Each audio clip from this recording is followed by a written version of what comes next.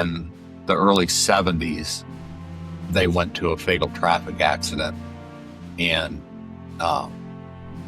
involved a state trooper and two other individuals, I believe including a child. And so they went with all three other ambulances and three people. That's what they had working that day. Nobody had any training. They didn't have any aspiration equipment. They didn't have any oxygen equipment. The trooper died. Before the Hospital, the podcast for evolving EMS systems. Your host is Hamish McLean. Decades ago in the United States, if you called an ambulance, it is most likely a hearse would arrive. I'm talking with Scott Reinbolt, a retired police chief and the author of Humble Heroes, about the era when more than half of the United States got its ambulance service from funeral homes. You'll hear the brutal truth about why that system existed, why it finally collapsed, and the real cost of the reform that replaced it. Scott, thank you for joining EMS Global's podcast. You've written a tremendously valuable book on a forgotten era of EMS evolution in the United States. And that's about funeral homes providing an EMS service. And you've titled the book Humble Heroes. What about these humble heroes have you found so interesting? First of all, I want to say thank you for having me, and it's my pleasure. One of the reasons I wrote the book is because there seemed to be very little information out there about this period in the history of EMS. And we were also getting to the point where it seemed we were losing that generation of funeral directors. The last generation that was involved in that was starting to pass on. When I did the research, one of the things that really struck me was so many of these men and women received no recognition or were ridiculed for what were considered haphazard efforts at providing ambulance service. It was my hope that before they passed, that they would read the book or know of the book and get some recognition. So we're talking around the early 1940s to the mid-70s, where a great majority of ambulance services are provided by funeral homes. Yeah. In the United States, up until the 50s, doctors were still doing house calls.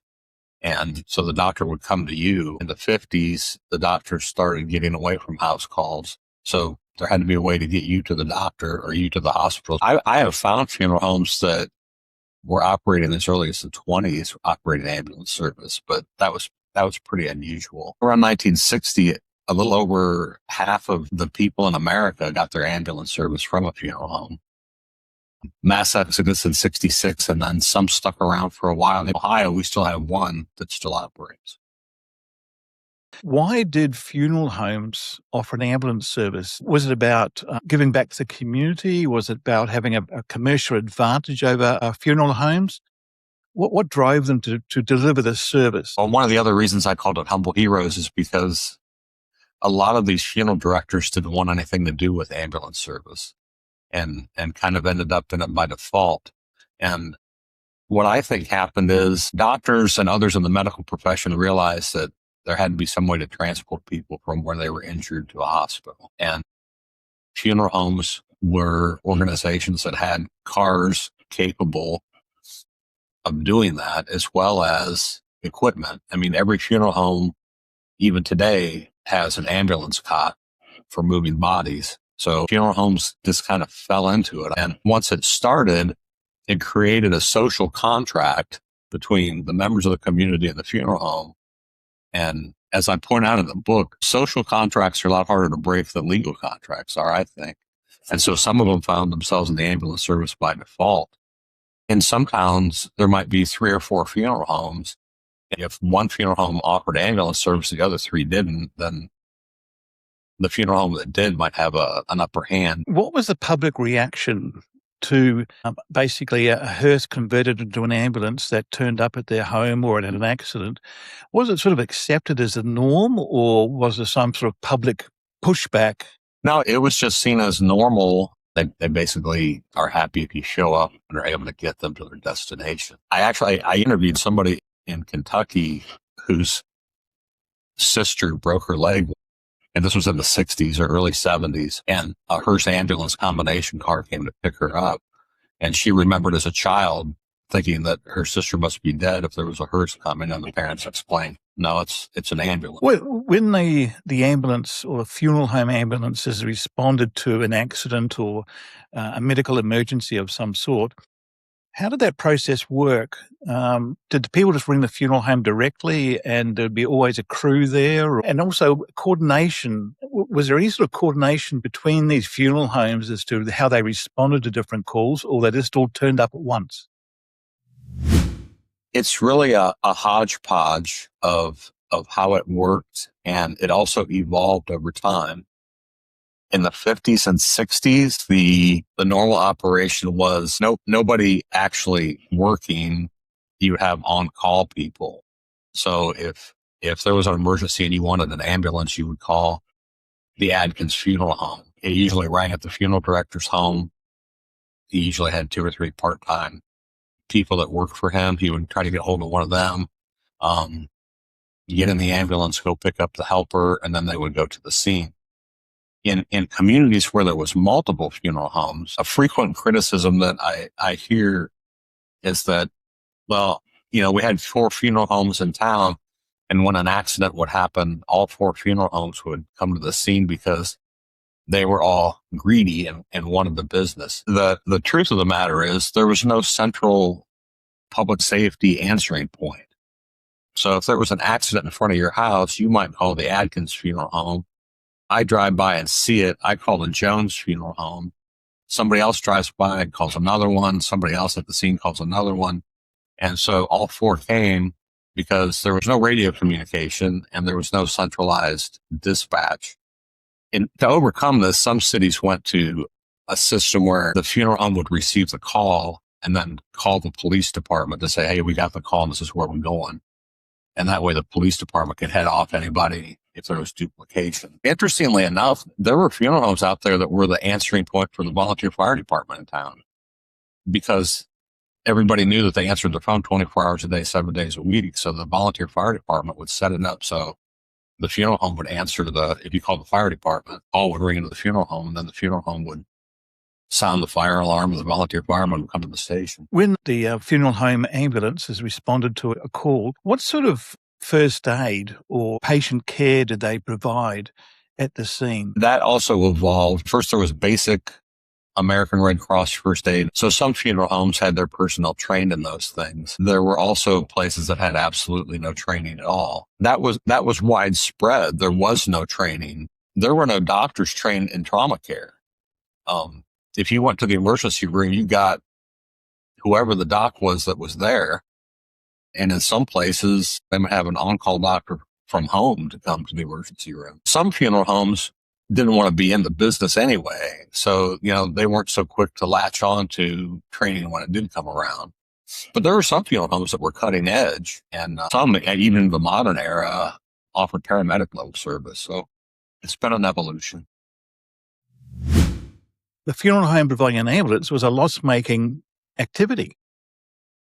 That's the other reason I called it Humble Heroes, because I think in many ways, funeral directors were the first volunteer ambulance corps because they didn't make any money from it. And funerals subsidized the cost of the ambulance service. Texas comes to mind, where they made it clear that the ambulance service was free. The idea was build goodwill with the customer. When they need a funeral, then they'll remember you. One point in the 50s, the Texas Board of Funeral Directors came forward and informed them all that it was against their charter to actually offer free ambulance service. They had to charge something, and I think they went to $1 or something, and send a bill and never do anything else. So if you paid it, you paid it. If you didn't, you didn't. And in that period, I guess the early 60s, there was the start of the change to a more professional service, changing over to fire departments and things. But until that point, people would die more on American roads than in war, Vietnam War, Korean War, both those come to mind. Why did it take so long for this ad hoc funeral home ambulance model to change?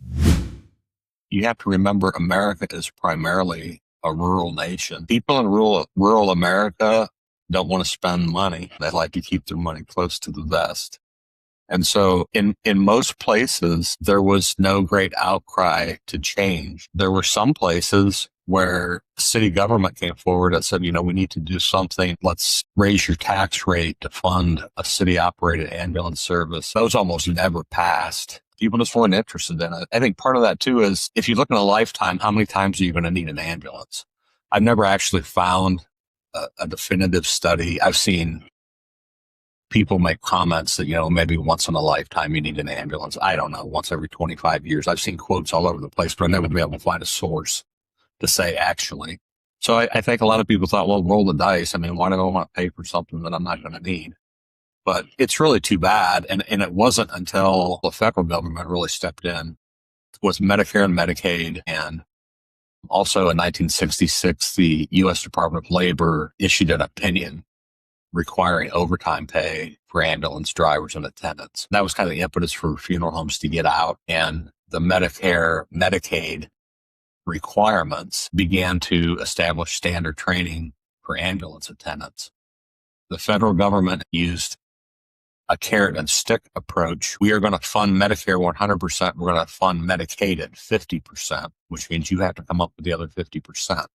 If you don't go along with our recommendations on ambulance service, you're not going to receive our 50% and you'll be on your own. So obviously most states climbed on board with the new standards. And that the change process wasn't pleasant, that some funeral homes continued to operate a service. Others quit. Fire departments in some places took over. But the actual change process was quite a shambles. Yeah, the change was quite an undertaking. Remember that even when funeral homes were operating, they were never 100% of the service. I always say that funeral home ambulance service was inadequate in many areas, but so were all the other models of ambulance service that existed at the time. If you had a volunteer rescue squad, you had a fire department, and you had a funeral home, all in adjoining counties or in adjoining cities offering ambulance service, they were likely to be all poorly trained and poorly equipped because there weren't any standards out there or there wasn't any training available. A lot of funeral directors were happy to get out of the business. And, as soon as there was a murmur of somebody else taking it, there was a lot of funeral directors that donated their ambulances to the city. There was a lot of funeral directors who had become certified instructors in advanced and basic American Red Cross first aid, and they trained the fire people or the volunteer rescue corps. Part of the issue was you had funeral directors who had been providing ambulance service for maybe 20 years. And then when the regulations came out and government stepped in, a lot of times they were completely excluded from the process. And I think a lot of them felt like that was kind of a poke in the eye to them that, a county would decide, okay, we're going to put together a government subsidized or government funded system. And they would have a committee and it wouldn't even have a guy on it who has provided the service for the past 20 years. I'm always entertained by this, the number of places where they completely excluded the funeral directors, came up with a grand plan for a tax-funded ambulance service, and then 2 years later realized they were losing money like crazy because it wasn't self-sustaining. The funeral directors could have told them that. And the funeral directors themselves, how did they deal with this enforced change that was really imposed upon them? And is that part of the reason that it is sort of an area that's never really been discussed? When I did the research for the book, if I had $1 for every time I heard this story, I would be a millionaire. The funeral home was in it just because they wanted the body, and they wouldn't provide very good treatment of the patient because they hoped the patient would die. And if the patient died, then they just take the patient to the funeral home. I never found any truth to those stories. I think the funeral homes did the best they could with what they had in a business that they didn't even really want to be in. Funeral homes had the rug pulled from under them with the changes that were coming, and they weren't treated very well, almost shoved to one side. They were. In many places they were. There were other places that were very kind about it and receptive, but those were the exception to the rule. There were funeral directors that openly and publicly said they didn't care how many federal regulations there were. they were going to continue to engage in the ambulance service. Now, most of those were in communities where there was no other ambulance service available. And so I think that they should wear that as a badge of honor. The other thing that a lot of people miss is city and county governments in the United States did not see EMS as a public responsibility. So it would be no different than if today in America, I declared that tow trucks needed to be operated by the city. We don't have that in the United States. We have private operators. So back then it was very odd to say, ambulance service needs to be provided on the public. There were cities that just drug their feet. I talk about Portsmouth, Ohio in the book, where the funeral directors gave adequate notice and said, we want out of the ambulance business entirely. Here's our stop date. And the government would just sit on their hands and not do anything. And so the deadline would come. And then as a funeral director, you feel an obligation to the community, a moral and a civic obligation. And so they would say, okay, we'll extend for 6 months. We'll extend for 6 months. Again, it's that social contract. They were kind of at the mercy of their customer base in the community. Even fire departments that took over the EMS used the funeral directors to help them train the firefighters in ambulance work. That must have been a tremendous slap in the face. Directors. Yeah. I had a friend in high school after high school worked for a funeral home ambulance service in Akron, Ohio. And Akron, Ohio decided that they were going to do a tax-funded EMS, which they still do today, and they still gripe about the cost, funded through the fire department. At the time, the city of Akron was served by 3 private services, including one funeral home that my friend worked at. The city's initial position was, well, we're gonna offer all paramedic service. So therefore, any of your personnel at the funeral home that are certified paramedics, we will hire them at the fire department. And so there were guys within the funeral home that took their paramedic training. When it came time to actually do it, the city reneged on that and refused to hire them. So a lot of guys went to a lot of trouble and kind of got pushed aside there. The other thing is, for the fire personnel to be certified as paramedics, they had to have clinical and field time. And the only place they could get clinical or field time was riding with the existing ambulance services. So you had funeral home ambulance service that was being driven out of business by the city and was allowing the city's personnel to ride along to learn. I can't imagine how insulting that must have felt. You were a police chief in Ohio, a long and distinguished career in law enforcement. Are you, I guess, seeking justice for that era of EMS, showing the real story behind what actually happened with funeral homes and the EMS? I've always been the guy that cheers for the underdog.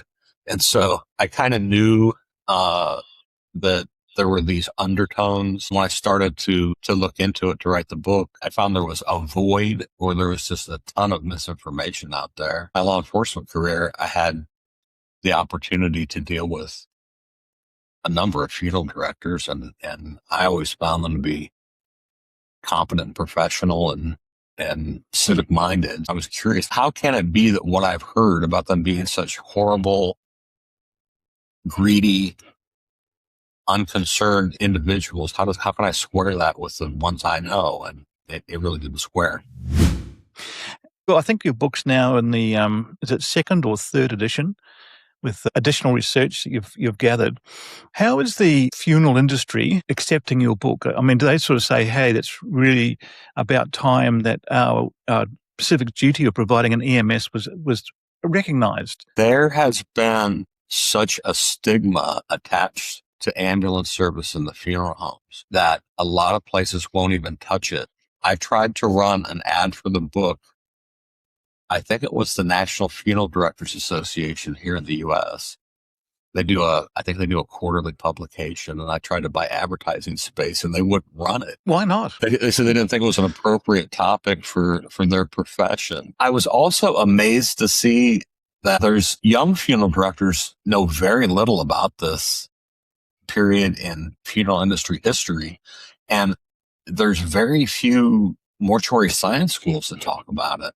So I have had funeral homes reach out and they love the book, or retired funeral directors love the book. I've had funeral homes that are still in business, and I have tried to solicit them to buy a copy of the book, and they completely ignore it. And I think it's because there's been so much stigma attached to it. They think it's something to be ashamed of. They don't want to talk about it. They don't want to be linked to it. I've been surprised also at the number of people involved in EMS that have been receptive to it. I didn't know how it would play with them, but it's been received well by them as well. The funeral directors and the people who crew the ambulances back in that era, they must have faced some pretty traumatic scenes, dealing with a lot of people who have been very seriously injured. Sort of reflecting on those shock films back in the late 1950s, early 60s, driver education films that also portrayed very horrendous accidents. How did they cope with their own mental health at the same time sort of being ignored or badly treated by their communities or by government? I think they either became alcoholics or suffered from PTSD. And I think there's a whole lot of them that was the case. I think that funeral directors had a little bit of an advantage because they'd been to mortuary science school, and mortuary science school is going to teach you facial reconstruction and embalming and how to handle a body that's been through a lot of trauma. So I think it might have been a little easier for them than the people that didn't have that background. But there was no system out there. There was no outreach. It's tragic, really. I mean, there was a lot of people that I think carried burdens for a long, long time. Do you think the EMS world would be shocked at what your research has uncovered? There are now owners of large EMS organizations or directors of large EMS organizations who have some connection to that time frame, and they are interested in it. I guess I wish there was more interest. I used to tell my young cops, you don't know where we are unless you know where we've been. I think that's the same way in EMS. When you're researching your book, what gem did you find? This is the story I need to tell. Is there a particular incident or funeral home or somebody that you've interviewed that you've said, that's going to stick with me for a long time? I think the one that really sticks with me, and I still kick myself for this, Jim Blower has now passed, was a funeral director here in Ohio.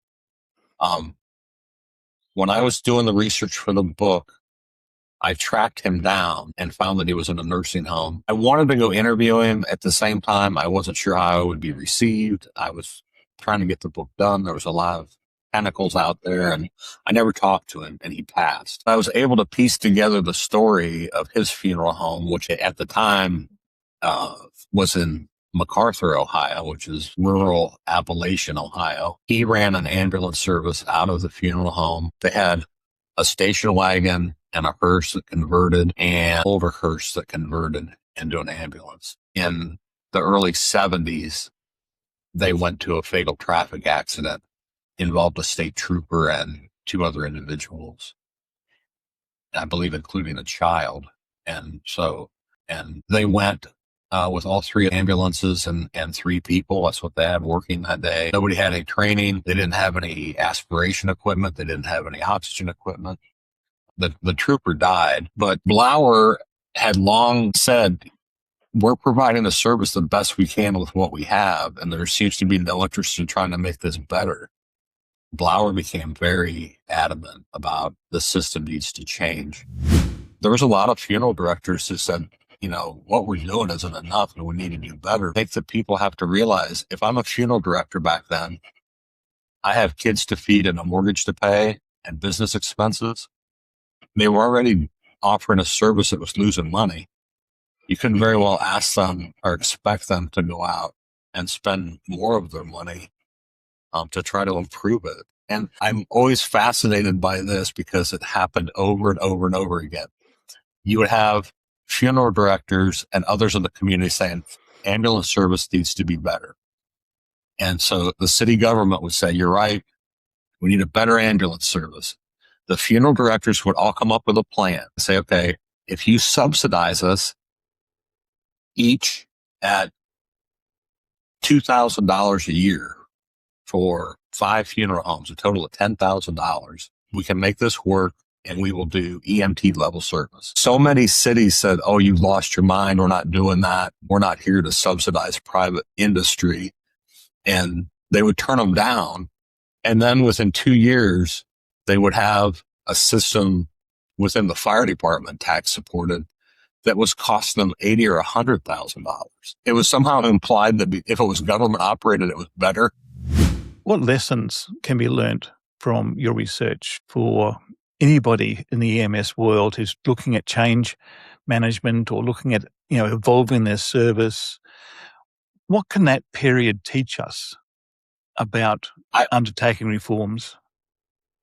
I would say don't ask people to do a job they don't want.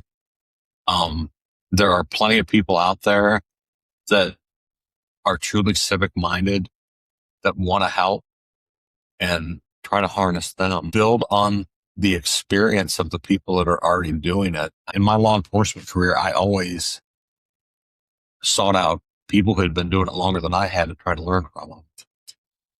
I think in the United States right now, we're seeing nobody wants to volunteer anymore. And I think part of that is because of the number of hours that are required for training. Any ambulance service is better than no ambulance service. And if you're requiring, say, even 25 hours of in-service training annually, and you're having trouble getting volunteers, then maybe it's time to rethink that.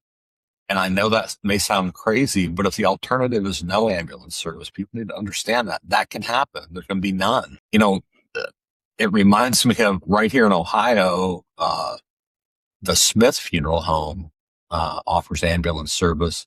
And talked to Bob Smith, the owner of the company. They got a call, and I think he told me it took them 45 minutes to get an ambulance to the person's house that called. It was, I believe, 3 counties over from the area he serves. He didn't want to go, but there was nobody else. There was no other ambulance service in this county that was available to respond. So it took him 45 minutes to get an ambulance there. Bob told me he called the family. I'm the owner of Smith Ambulance. I want to call and apologize to you that it took us 3/4 of an hour to get an ambulance to you, and here's why. And the family said, oh, we really appreciate you coming all the way out here. The last time he needed to go to the hospital, we had to load him in the car, take him ourselves. So even in today's world, it can be none, and none is not a good alternative. So there's certainly a lesson there that you might have to adapt to provide whatever service is possible. Otherwise, no service. And now that we're talking about Smith, it reminds me, Smith has been very innovative in how they operate. And I thought this was really ingenious, is the little town of Denison, Ohio, has a volunteer fire department, and during the daytime, those volunteer firefighters have other jobs. And so running EMS through their fire department became difficult because they would have an ambulance call during the day and they couldn't get 2 people to get in the ambulance and go. And they came to Bob and said, would you contract with us? Well, they're a small community. His price to contract would be, there's no way they can afford it. But they sat down at the table with a piece of paper and a pencil, and they figured out that they could contract with Bob for coverage during the day. And Bob agreed that he would leave the ambulance there at the fire station. And the volunteer firefighters can use the ambulance after hours. So I think the last time I checked, Bob was staffing 6 a.m. to 6 p.m. And then after that, his crew left the ambulance. And if there was a call between 6 p.m. and 6 a.m., the volunteer fireman drove his ambulance to make it work. So, there's a lot of ways you can make it work, but you got to be willing to think outside the box. Just finally, Scott, what is your message to that era? If you could say one thing to those funeral directors back then who, obviously have been pretty traumatized by this whole change management process, what would you say to them now? I would say thank you. Thank you for what you did. Thank you for doing the best you could with what you had. We are grateful. And I think that would go a long way with a lot of them. Scott, fascinating discussion, and I appreciate your time and your research that is really showing us an error that has not been documented and that should be documented and corrected. Yeah, thank you very much for joining us. Oh, thank you. If you're enjoying this, consider subscribing so you don't miss future episodes.